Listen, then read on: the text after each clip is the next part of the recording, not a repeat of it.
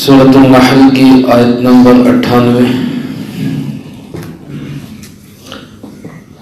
الحمدللہ وکفی وسلام علی عبادہ الذین اصطفی، خصوصا علی سید الرسل وخاتم الانبیاء وعلی آلہ واصحابہ الاتقیاء۔ اما بعد فاعوذ باللہ من الشیطان الرجیم، بسم اللہ الرحمن الرحیم۔ فَإِذَا قَرَأْتَ الْقُرْآنَ فَاسْتَعِذْ بِاللَّهِ مِنَ الشَّيْطَانِ الرَّجِيمِ إِنَّهُ لَيْسَ لَهُ سُلْطَانٌ عَلَى الَّذِينَ آمَنُوا وَعَلَى رَبِّهِمْ يَتَوَكَّلُونَ إِنَّمَا سُلْطَانُهُ عَلَى الَّذِينَ يَتَوَلَّوْنَهُ وَالَّذِينَ هُمْ بِهِ مُشْرِكُونَ۔ فَإِذَا قَرَأْتَ الْقُرْآنَ، پس جب آپ قرآن کریم کی قرأت کریں، فَاسْتَعِذْ بِاللَّهِ مِنَ الشَّيْطَانِ الرَّجِيمِ، تو اللہ کی پناہ حاصل کر لے شیطان مردود سے۔ اِنَّهُ لَيْسَ لَهُ سُلْطَانٌ، بلا شبہ اس کا کوئی زور نہیں چلتا، عَلَى الَّذِينَ آمَنُوا، ان لوگوں پر جو ایمان لائے، وَعَلَى رَبِّهِمْ يَتَوَكَّلُونَ، اور ان لوگوں پر جو اپنے پروردگار پر بھروسہ کرتے رہے۔ اِنَّمَا سُلْطَانُهُ، بلا شبہ اس کا زور چلتا ہے ان لوگوں پر، عَلَى الَّذِينَ يَتَوَلَّوْنَهُ، وہ لوگ جو اس کو دوست بناتے ہیں، وَالَّذِينَ هُمْ بِهِ مُشْرِكُونَ، اور وہ لوگ جو اس کی وجہ سے شرک کرتے ہیں۔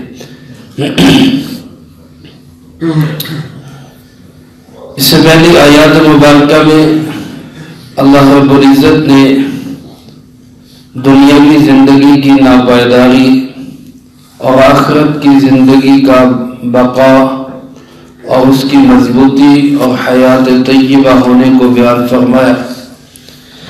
اس کے لیے ایمان اور اعمال صالحہ کو ضروری قرار دیا کہ یہ دو چیزیں لازمی ہیں، ایمان ہو، اعمال صالحہ ہو۔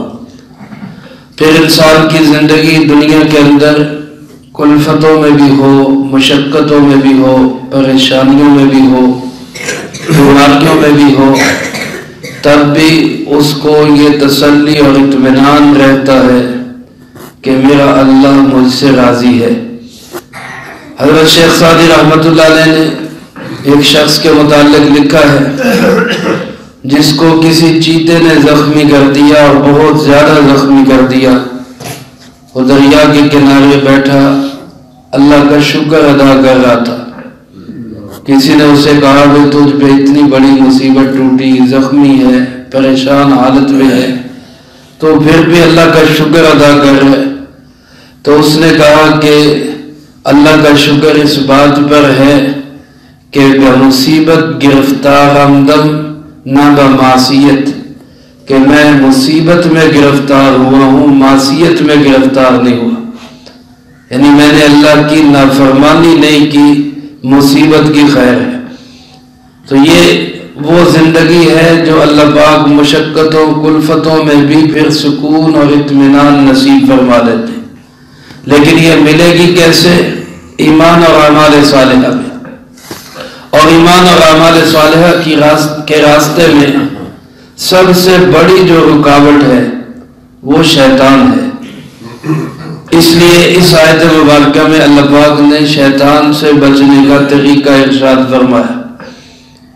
علماء لکھتے ہیں، مفسرین کرام رحمہم اللہ، حضرت علامہ ابن کثیر رحمۃ اللہ علیہ نے لکھا ہے کہ انسان کے دنیا کے اندر دو بڑے دشمن ہیں۔ ایک ظاہری دشمن ہے خود انسان، اور ایک باطنی دشمن ہے شیاطین اور جنات خبیث قسم کے۔ تو جو ظاہری دشمن ہے انسان کی شکل میں، اس سے بچنے کے لیے اللہ پاک نے انسان کو فراہم کی ہے تدبیر، عقل، خیرت، سمجھ، ان کے داؤ پیچ سے اپنے آپ کو بچا کے رکھے، یہاں تک کہ کہیں جہاد کرنا پڑے تو جہاد بھی کرے تاکہ ان ظاہری دشمنوں سے بچ کے رہے۔ اور جو خفیہ دشمن ہے شیاطین اور جنات خبائث کی شکل میں، اس سے بچنا چونکہ انسان کے بس میں نہیں، یہ پوشیدہ ہے، چھپے ہوئے ہیں، تو اس سے بچنے کا راستہ یہ ہے کہ اس ذات کی پناہ میں آ جائے جو ان کو ہر وقت دیکھ رہی ہے، اور وہ اللہ کی ذات ہے۔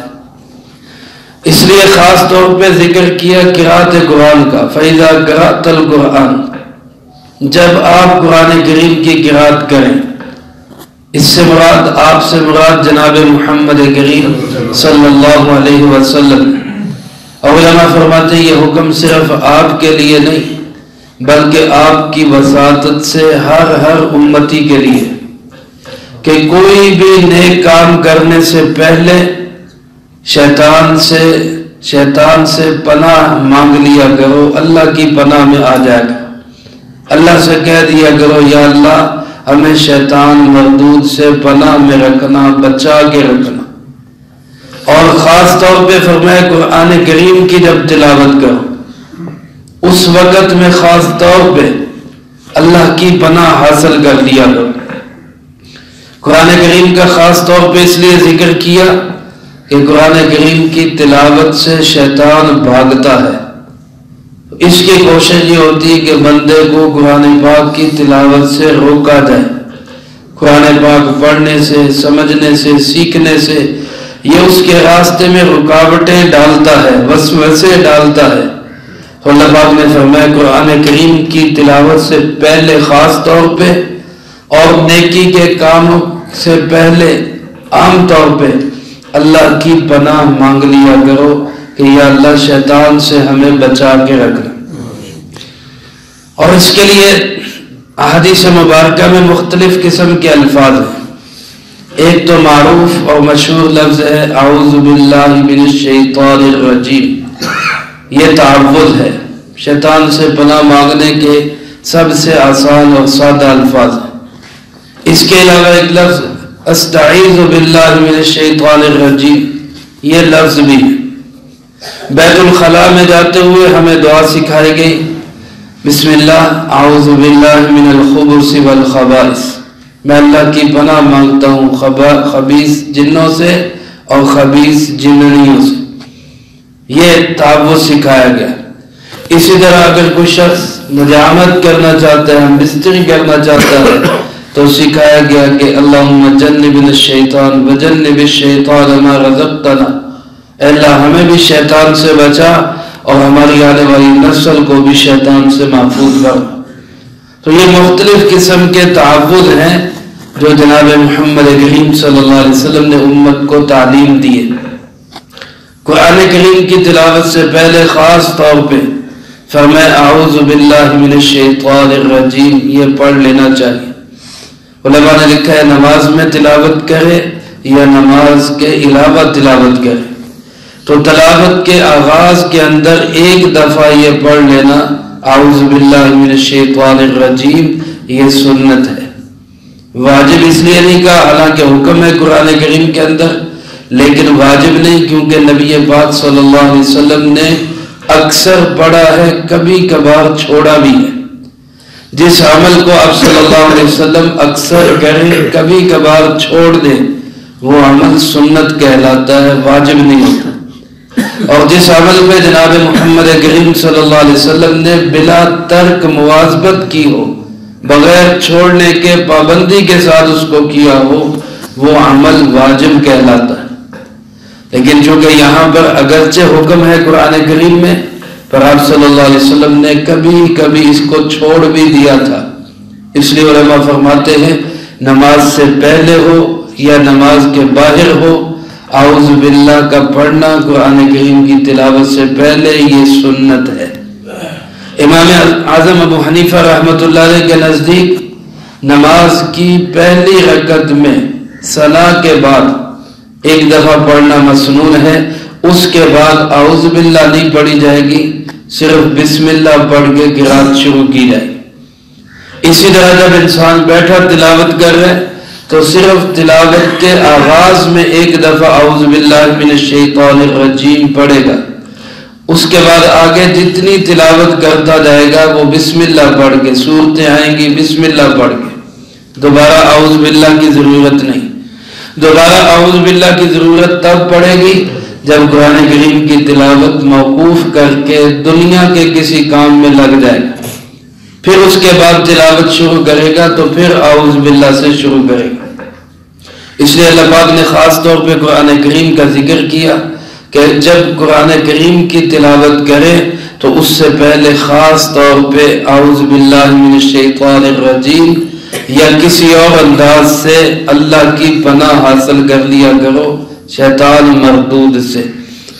علماء نے لکھا ہے کہ قرآن کریم کے علاوہ کسی اور کتاب کو اگر انسان نے پڑھنا ہو، حدیث مبارک کی کتاب ہے، فقہ کی کتاب ہے، تفسیر ہے یا کوئی اور کتاب دینی یا دنیاوی کتاب ہے، اس سے پہلے اعوذ باللہ من الشیطان الرجیم نہیں پڑھنا چاہیے، تاکہ قرآن کریم کا دیگر کتابوں کے ساتھ امتیاز رہے، یہ رہے کہ قرآن کریم پڑھا جا رہا ہے یا کوئی اور کتاب پڑھی جا رہی ہے۔ اس لیے یہ تعوذ جو ہے یہ صرف قرآن کریم کی تلاوت سے پہلے پڑھا جائے گا۔ البتہ کہیں وسوسے ہوں، کہیں شیطان کی طرف سے رخنہ اندازی ہو، کوئی غلط چیز کی کام کے کرنے کا شیطان دل میں خیال ڈال رہا ہو، تو اس وقت شیطان کو بھگانے کے لیے اعوذ باللہ من الشیطان الرجیم پڑھا جا سکتا ہے۔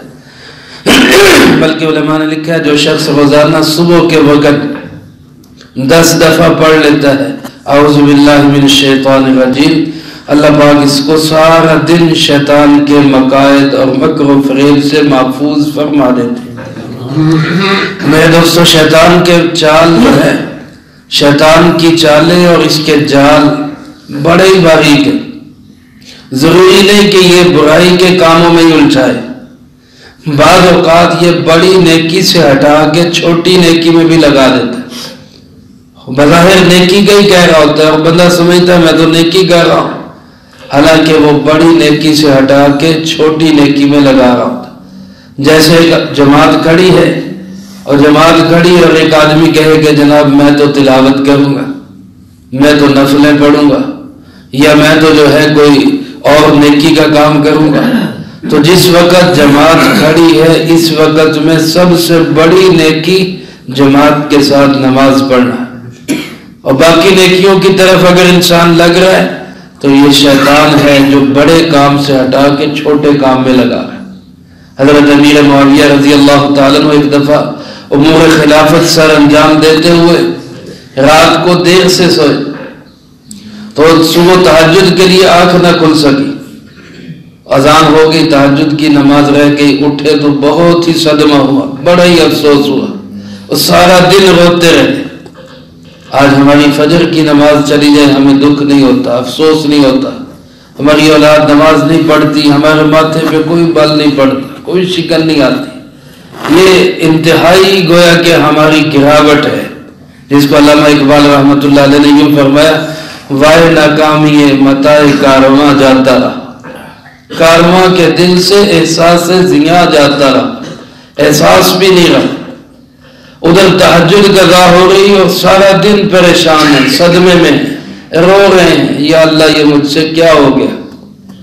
اگلی رات آئی، پھر دیر تک خلافت کے امور سر انجام دیتے رہے۔ صبح جب تہجد میں تھوڑا سا ٹائم رہ گیا تو محسوس ہوا کہ کوئی مجھے جگا رہا ہے، تو اٹھے تو اپنی جو ہے وہ نور بصیرت سے سمجھ گئے کہ یہ جگانے والا کوئی انسان نہیں، یہ تو شیطان ہے، اور پھر اس کو قابو کر لیا۔ اس سے پوچھا کہ تو مجھے کیوں جگا رہا ہے، تو جاگتے ہوں کو سلا دیتا ہے، تو مجھے کیسے جگانے آ گیا؟ اس نے کہا جی آپ چھوڑے، آپ اپنا کام کریں، تہجد پڑھیں، نفلیں پڑھیں، مجھے چھوڑیں آپ۔ کہا نہیں، جب تک بتائے گا نہیں چھوڑوں گا نہیں۔ تو جب زبردستی کی، اصرار کیا، تو اس نے کہا جی بات یہ ہے کہ کل تہجد نہ پڑھنے پہ آپ جو توبہ کرتے رہے تو اتنا اجر آپ کو تہجد کا نہیں ملتا تھا جتنا اللہ نے ندامت اور شرمندگی کا دے دیا۔ تو میں کہتا ہوں آپ وہی تہجد والا لے لے، یہ بڑا اجر نہ لے۔ تو یہ اس طرح بھی آتا ہے، اس لیے اس کی چالوں اور جانوں سے بچنے کا ایک ہی طریقہ ہے کہ انسان اللہ کی پناہ میں آئے اور اللہ والوں سے تعلق رکھے، ان سے پوچھے کہ اس وقت یہ جو میں کام کرنے لگا ہوں یہ میرا کام شیطانی ہے یا رحمانی ہے۔ اللہ پاک ارشاد فرماتے ہیں شیطان کے تسلط میں کون سے لوگ پھنس جاتے، اس کے جال میں کون پھنس جاتے اور کون بچ جاتے، کن کے اوپر اس کا زور چلتا ہے اور کن پر اس کا زور نہیں چلتا۔ جس بندے کے اندر دو صفات ہوں اس پہ شیطان کا زور نہیں چلتا، ایک ایمان ہو، دوسرا توکل ہو۔ اللہ فرماتے ہیں انہ لیس لہ سلطان علی الذین آمنوا وعلی ربہم یتوکلون، جو اپنے ہر کام کو اللہ کے سپرد کر دے، اپنا ارادہ کرے، کوشش کرے، محنت کرے، اسباب و وسائل اکٹھے کرے، اس کے بعد بھروسہ کس پہ رکھے؟ اللہ کے۔ میرے مسئلے کا حل کرنے والا کون ہے؟ اللہ۔ اللہ فرماتے ایمان جس کے اندر ہوگا، توکل جس کے اندر ہوگا، شیطان کا زور کبھی بھی اس پہ نہیں چل سکتا۔ شیطان کا زور کس پہ چلے گا؟ انما سلطانہ علی الذین یتولونہ، شیطان کا زور انہی لوگوں پہ چلتا ہے جو اس کو اپنا دوست بناتے ہیں، جو اس سے تعلق رکھتے ہیں، جو اس کی باتوں میں آ جاتے ہیں، جو اس کی چالوں اور جالوں میں الجھ جاتے ہیں، انہی پہ شیطان کا زور چلتا ہے۔ اور خاص طور پہ وہ لوگ والذین ہم بہ مشرکون، جو مشرک ہوں۔ بہ کا علماء فرماتے تعلق یا تو اللہ رب العزت کی ذات کے ساتھ ہے، وہ لوگ جو اللہ کے ساتھ شرک کرتے ہیں، یا بہ کا تعلق شیطان کے ساتھ ہے کہ جو لوگ شیطان کی وجہ سے شرک میں پھنس جاتے ہیں، جو شرک میں پھنس جاتے ہیں پھر شیطان کے قابو میں پوری طرح آ جاتے ہیں، پھر وہ جیسے چاہتا ہے ان کو گھماتا ہے۔ جیسے حضرت مولانا عبداللہ بہلوی رحمۃ اللہ علیہ نے فرمایا رب غصے تے مت خصے، جب رب ناراض ہو جاتا ہے تو مت ماری جاتی ہے، جب انسان شرک کرتا ہے اللہ ناراض ہو جاتا ہے، پھر اس کی مت ایسی ماری جاتی ہے کہ گوبر اور پیشاب کو بھی تبرک سمجھنے لگ جاتا ہے، پھر اس کو بھی ببرکت چیز سمجھنے لگ جاتا ہے۔ اللہ ہم سب کو ایسی چیزوں سے محفوظ رکھے۔ تو شیطان کے جالوں چالوں سے بچنے کے لیے اللہ کی پناہ ضروری ہے، سارا دن اللہ سے پناہ مانگتے رہا کرے۔ اللہ ہم سب کو اس مکار اور فریبی دشمن سے ہمیشہ محفوظ اور سلامت رکھے۔ الرحمن الرحیم الحمدللہ رب العالمین والعاقبۃ للمتقین والصلاة والسلام علی اشرف الانبیاء والمرسلین وخاتم النبیین۔ اللہم لک الحمد کما ینبغی لجلال وجہک وعظیم سلطانک، اللہم لا احصی ثناء علیک انت کما اثنیت علی نفسک، اللہم لک الحمد کما انت اہلہ، صلی علی محمد کما انت اہلہ، وافعل بنا ما انت اہلہ فإنک اہل التقوی واہل المغفرہ۔ اللہم ربنا ظلمنا انفسنا وإن لم تغفر لنا وترحمنا لنکونن من الخاسرین۔ ربنا آتنا فی الدنیا حسنة وفی الآخرة حسنة وقنا عذاب النار۔ ربنا هب لنا من ازواجنا وذرياتنا قرة اعین واجعلنا للمتقین اماما۔ اللهم احسن عاقبتنا في الامور كلها واجرنا من خزي الدنيا وعذاب الاخرة۔ اللهم اعنا على ذكرك وشكرك وحسن عبادتك۔ اللهم انا نجعلك في نحورهم ونعوذ بك من شرورهم۔ اللهم استر عوراتنا وآمن روعاتنا۔ اللهم اكفنا بحلالك عن حرامك وأغننا بفضلك عمن سواك۔ اللهم اكفنا كل مهم من حيث شئت ومن أين شئت۔ اللهم اجعلني في عيني صغيرا وفي أعين الناس كبيرا۔ اے ارحم الراحمین، اس پورے ہفتے میں جتنا درس قرآن ہوا، ان احباب نے جو جو اعمال کیے، طلبہ عزیز نے جو تلاوت کی، اس وقت جو تلاوت کی گئی، اے اللہ ان سب اعمال کو اپنی بارگاہ میں قبول فرما۔ اے اللہ پاک ان مقبول اعمال کا جو ثواب ہمارے پیارے آقا جناب محمد کریم صلی اللہ علیہ وسلم کو ہدیۃً نصیب فرما۔ آپ علیہ السلام کو ہم سب کی طرف سے بہترین جزائے خیر نصیب فرما۔ آپ کے توسل سے تمام انبیاء، تمام صحابہ، تمام بزرگان دین، تمام مشائخ امت، فقہائے امت، محدثین امت، نبی پاک صلی اللہ علیہ وسلم کے خاندان کے لوگ، اہل بیت، یا اللہ پاک ازواج مطہرات، منات اطہار، اور اللہ اس امت کے جو لوگ دنیا سے جا چکے، جو موجود ہیں، جو قیامت تک آئیں گے، سب کو اس کا اجر و ثواب نصیب فرما۔ بالخصوص ہمارے عزیز، ہمارے محترم، بہت ہی پیارے حضرت قاری سلیم صاحب کو اس کا اجر و ثواب نصیب فرما۔ اے ارحم الراحمین، ان کو کروٹ کروٹ چین، سکون، اطمینان نصیب فرما۔ اے اللہ ان کے درجات کو بلند فرما، سیئات کو حسنات سے تبدیل فرما۔ اے اللہ پاک اگلی تمام منزلیں ان کے لیے سہل اور آسان فرما۔ اے اللہ جنت الفردوس میں اعلیٰ مقام نصیب فرما۔ اے ارحم الراحمین، پسماندگان کو صبر جمیل نصیب فرما۔ اے اللہ تمام پسماندگان کو صبر جمیل نصیب فرما۔ اے اللہ ہم میں سے ہر ایک کو اپنے اپنے وقت پہ اچھی موت نصیب فرما، بری موت اور اس کے اسباب سے بھی اللہ ہماری حفاظت فرما۔ عزت کی زندگی، شہادت کی موت نصیب فرما، اسلام والی زندگی، ایمان والی موت نصیب فرما۔ اے اللہ تمام بیماروں کو شفا عطا فرما، روحانی جسمانی جس مرض میں کوئی جہاں کہیں مبتلا ہے، ہر ایک کو صحت و تندرستی عطا فرما، ہر پریشان حال کی پریشانی دور فرما، ہر مقروض کو قرضے کے بوجھ سے رہائی نصیب فرما، ہر بے اولاد کو نیک سال اولاد نصیب فرما۔ اے اللہ پاک ہماری دنیا آخرت کی تمام مشکلیں حل فرما۔ اے اللہ دنیا آخرت میں عزت اور سرخروئی نصیب فرما۔ اے اللہ ہماری دعاؤں کو اپنے فضل و کرم سے قبول فرما۔ ربنا تقبل منا انک انت السمیع العلیم وتب علینا انک انت التواب الرحیم۔ صلی اللہ علی النبی الکریم وعلی آلہ واصحابہ اجمعین برحمتک۔